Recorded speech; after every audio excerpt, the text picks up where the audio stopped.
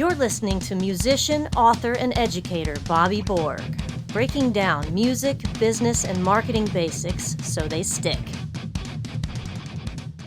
So hey everybody, my name is Bobby Borg and welcome to USC's DIY podcast studio. And the topic of my discussion today is writing unique pop songs.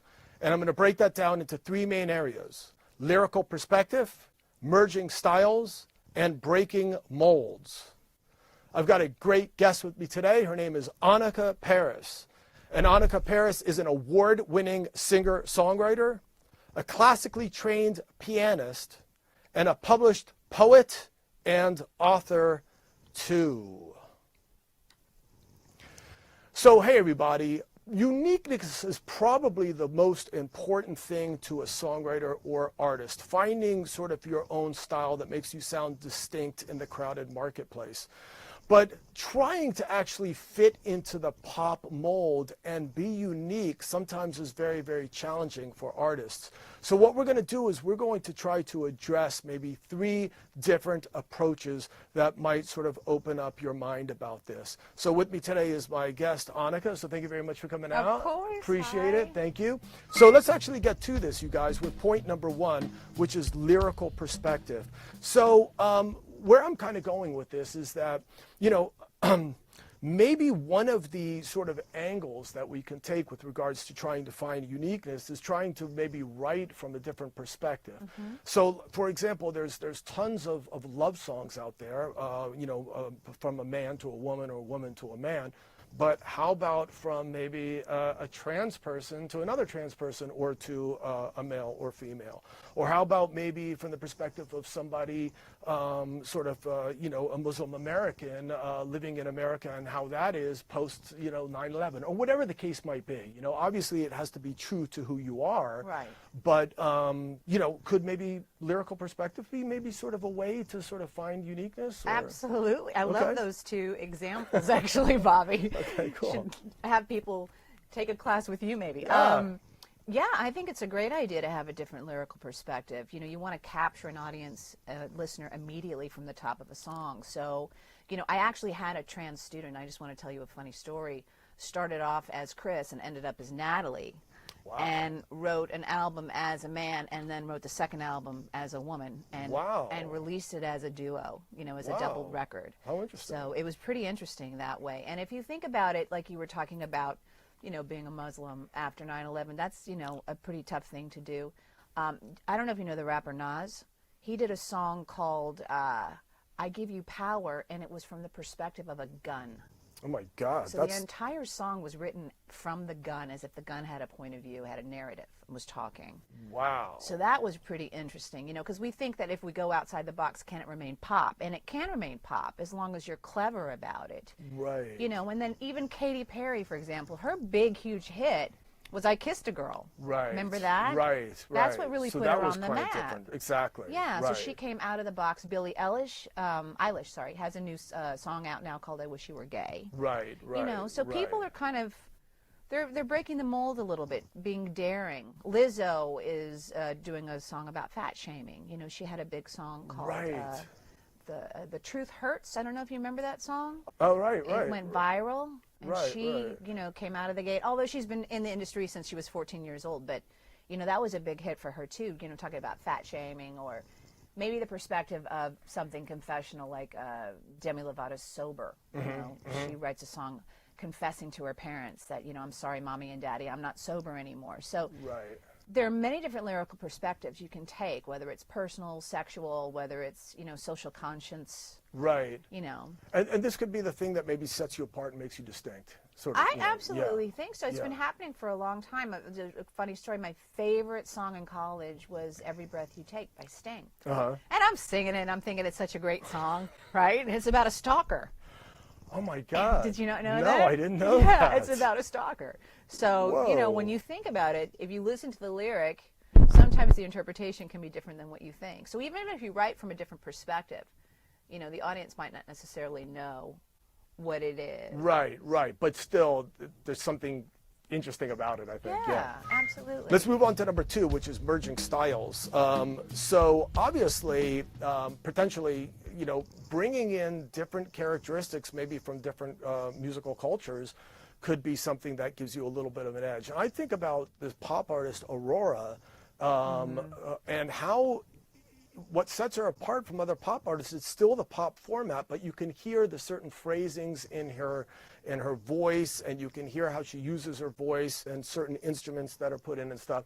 Kind of gives it a little bit of a different sound. So could merging styles be also another way to find uniqueness in your songwriting? Absolutely. Right, I think that's a great idea. They're featuring a lot of artists on songs now. A lot of hip hop artists are being paired with a genre they normally wouldn't be in. Right. One of the biggest stories that I remember is Paul Simon actually failed after Simon and Garfunkel. He was just not doing well at all. And he fell in love with music from Johannesburg, with all these African singers. Oh, that's right, yeah. And he went to Johannesburg and recorded Graceland, one of the most famous records of all time. Working with this whole African group of people.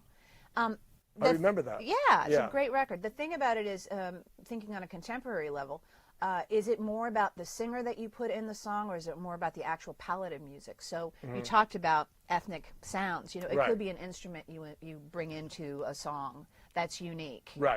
Something from. And I always talk about if Americans are fascinated by global music. Absolutely. And so if you're from somewhere else, I say bring in an instrument. Add something from your heritage.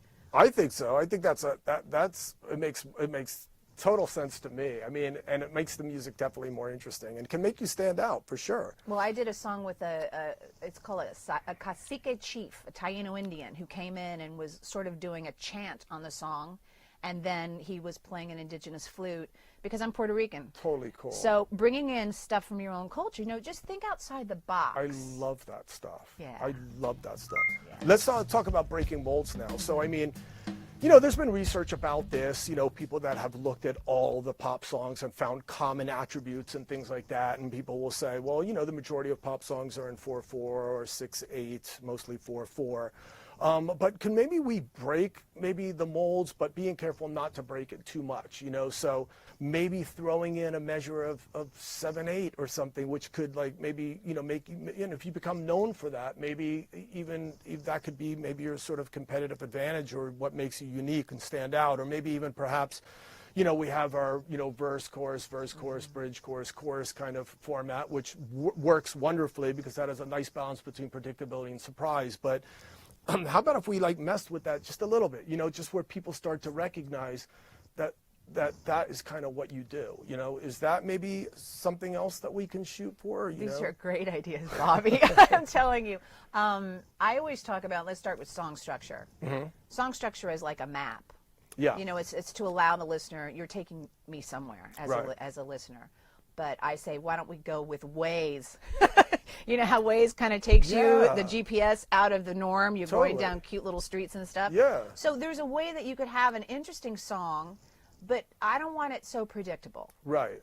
Mix it up a little bit. We're kind of bored with the verse, pre-chorus kind of thing. Right, so right. The idea of starting maybe with a hook or starting with something that's different, breaking the song down and not being afraid. Yeah. Because we're getting bored. Our ears are so used to it now. Right. The big mistake a lot of songwriters do is they wait for the chorus. They wait for the hook to be the most important part of the song. And I think it should start from the top. The whole thing should be a hook. It should all be a hook. Right. And then speaking of rhythms, you're a drummer, right? Yes. Okay, 7/8, Sting, he has 7 days. The average ear is not going to know the difference. They're going to just kind of feel the rhythm. Right, they feel something is different, right? Yeah, for sure. So a lot of people go 4/4, 6/8. You can go back and forth between those two, maybe have a breakdown in the middle. But the idea of sort of merging genres, I'm going to give you a perfect example of all the things we discussed that sort of culminates. Okay, so let's go ahead and look at sort of a culmination of the 3 things we discussed: lyrical perspective, merging styles, breaking molds. Okay. So hit it. Here it is. Put it all together. Bohemian Rhapsody. Oh my God. Let's think about all 3 of those. Wow, okay. Opening line. Yeah. Mama just killed a man, put a gun up to his head, pulled the trigger, now he's dead. Right. I mean, you cannot except stop in your shoes, Totally, right? totally. Number 2, it is kind of an opera and rock. Right. It's based and it's formed like a concerto in symphonic music. It's 3 individual separate parts, not verse, chorus, you know, it's just 3 individual parts. Right. Right? And it's merging opera and rock. Totally. Yeah. So what can we do today for a classic song such as that? Where is the next Freddie Mercury? Where is the next, you know, how can we become innovative and creative today? And that was contemporary, and that was pop, that was mainstream, but it was really risky and brilliantly done. You know what the real cool thing about this too is that when I saw the recent film on it, he actually, that was his intention. Let's do it because nobody else is doing it. Right. Let's do something that's going to be unique and get us to stand out. And the way they thought from that perspective in all of their songs, you know, the whole "We Will Rock You" thing, Sure. you know, that the whole thing was behind that is let's find a way of how we can write something that will engage the audience. I mean, these guys were really brilliant with thinking about, you know, their positioning in the marketplace and stuff. I mean, just I agree with that. And the thing is, what is music supposed to be? Shake up the world. Right. Get us emotionally excited, you know, take Right. a risk. Right, absolutely, absolutely. risk. So excellent. So thank you very much. I thought that was it was course. wonderful. Thank Thank you. you. So what we've been talking about, you guys, is writing unique pop songs, and we broke it down into 3 main areas: lyrical perspective, merging styles, and breaking molds. So I hope you guys enjoyed this clip.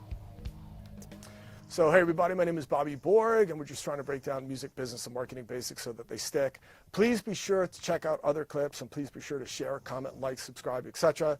Also be sure to check out the new revisions of Music Marketing for the DIY Musician and Business Basics for Musicians, and also the 5-Star Music Makeover, which is a book that Anika and I and 3 other people all participated in, so make sure to check that out as well. And as I always say at the end of these podcasts, you guys, peace, and thank you very much for watching.